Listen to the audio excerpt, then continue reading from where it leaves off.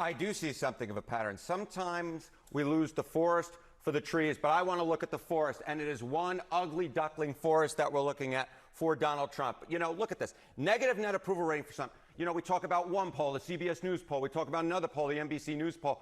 Nuh-uh. Look at the aggregate polls, and look how long Donald Trump's net approval rating has been negative. It has been every day since March 12th in the average of polls. We're talking about 181 days in a row in which Donald Trump has been underwater swimming with the fishes. There is no good data for Donald Trump when looking at the aggregate and looking overall. He has been negative for a very long period of time, the vast majority of his second presidency. What about the issues? Okay, what about the issues? You see this here, right? Is there any shining light? Is there any light at the end of the tunnel? Well, look at the issues. Look at this. These are all the key issues.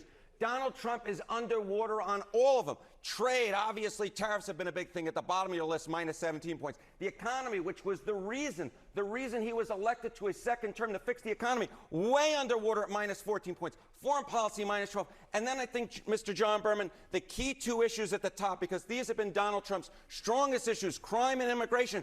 But get this. He is now underwater on both of these issues, if barely, but he's underwater on crime at minus 2, immigration at minus 3. On all the key issues, he is again swimming with the fishes. Consistency across the board. It is interesting, though, because the difference here does explain why even with these jobs numbers, which were historically bad on Friday, this is what he's focused on today. He'd rather be talking about this than this. Absolutely. All right, what about with key groups that may have influenced his election victory? Okay, so, you know, we talked about right at the top that every day since March 12th, what has changed since February in terms of making Donald Trump go from the positive side of the ledger to the negative side of the ledger? And this, of course, I think is so important.